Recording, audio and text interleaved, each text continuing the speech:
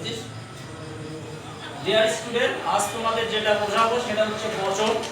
বচন কয় প্রকার, বচন কাকে বলে, বচনের শ্রেণীবিভাগ, সমস্ত কিছু আজ তোমাদের দেখাবো।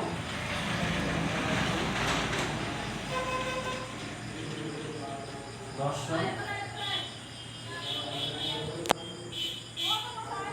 বচন। বচন হচ্ছে চারটে, এ ই আই ও। এ বচন হচ্ছে সকল হয়, ই বচন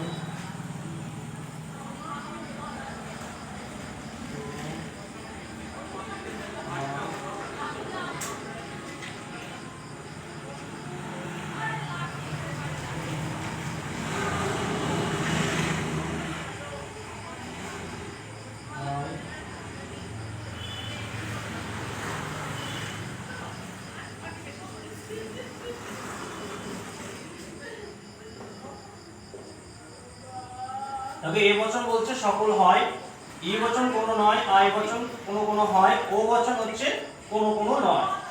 এটা হচ্ছে বচন, বচনের নিয়ম। এবার দেখো বচন কিভাবে করতে হয় সেটা তোমাদের শেখাবো।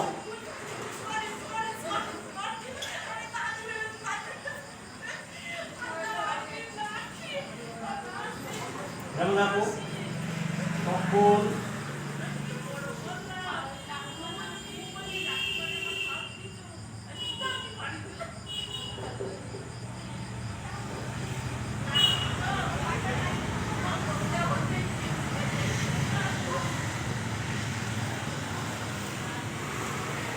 তাহলে এটা হচ্ছে কি কোন বচন, এ বচন।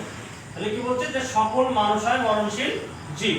তাহলে এটা হচ্ছে এ বচনের মধ্যে হচ্ছে যদি বলতো যে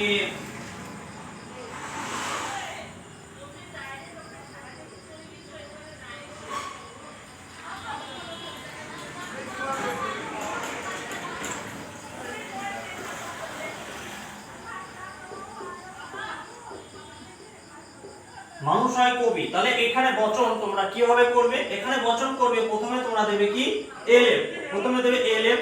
এলএফ দিয়ে তারপর তোমরা চিন্তা করবে যে এটা কোন বচন হচ্ছে, যে চারটে বচন রয়েছে এ ই আই ও, এই চারটে বচনের মধ্যে এটা কোন বচন হচ্ছে সেটা কিন্তু তোমাদের লিখতে হবে এলএফ দিয়ে। এবার চিন্তা করো যে মানুষ হয় কবি, এবার চিন্তা করো যে পৃথিবীতে সব মানুষ তো আর কবি নয়, তাহলে ব্যতিক্রম, তাহলে এখানে কি করবে আই বচন।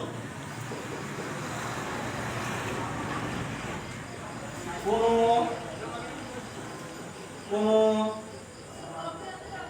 মানুষ হয় কবি, এটা হচ্ছে আই বচন। তাহলে এলএফ দিয়ে তোমাদের বচনটা এরকম ভাবে করতে হবে। যদি ধরো 2 নম্বর বচন আমরা দিই মানুষ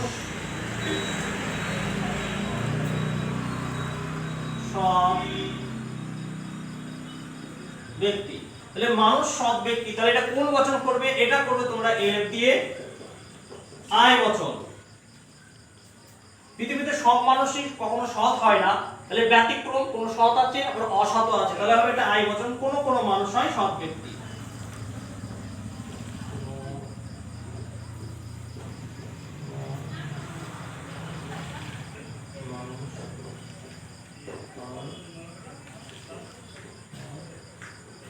ব্যক্তি, এটা হচ্ছে আই বচন।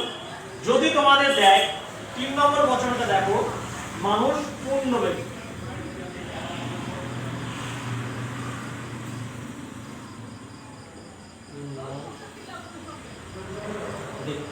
মানুষ পূর্ণ ব্যক্তি, তাহলে এটা তোমরা কিভাবে করবে, কোন বচন?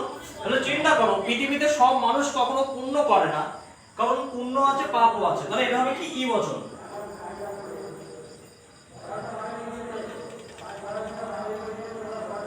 ই বচন কোনো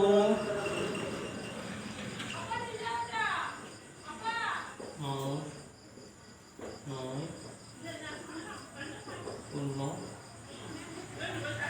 ব্যক্তি, এটা হচ্ছে বচন, বচনের নিয়ম। এলএফ দিয়ে তোমাদের প্রত্যেকটা বচন কিন্তু এরকম ভাবে তোমাদের করতে হবে।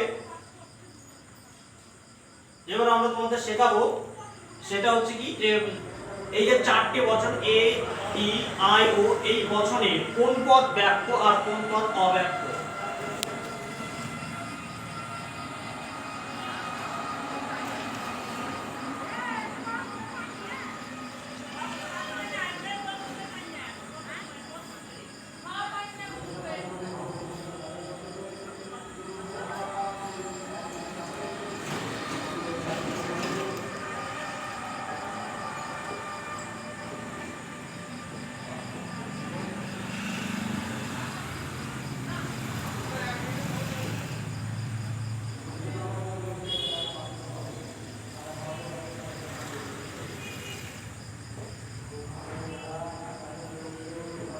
এটা হচ্ছে ব্যাপ্য,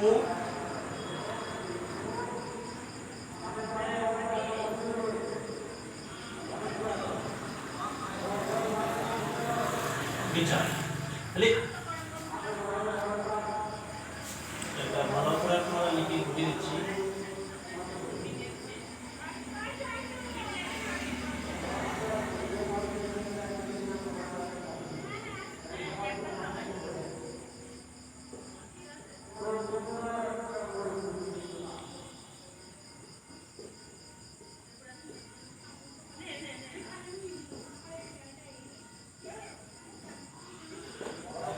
এ বচনে কোন পদ ব্যাপ্য? এ বচন হচ্ছে উদ্দেশ্য পদ ব্যাপ্য। ই বচনে কোন পদ ব্যাপ্য? ই বচনের উদ্দেশ্য বিধেয় দুই পদ ব্যাপ্য। আই বচনে কোন পদ ব্যাপ্য নয়। আর ও বচনে কোন পদ ব্যাপ্য? ও বচন হচ্ছে শুধু বিধেয় পদ ব্যাপ্য।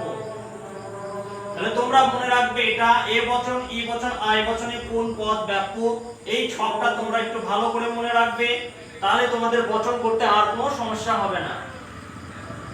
আজকে এই পর্যন্তই, আবার কোন পরিমাণ নেক্সট ক্লাসে আমরা আলোচনা করব।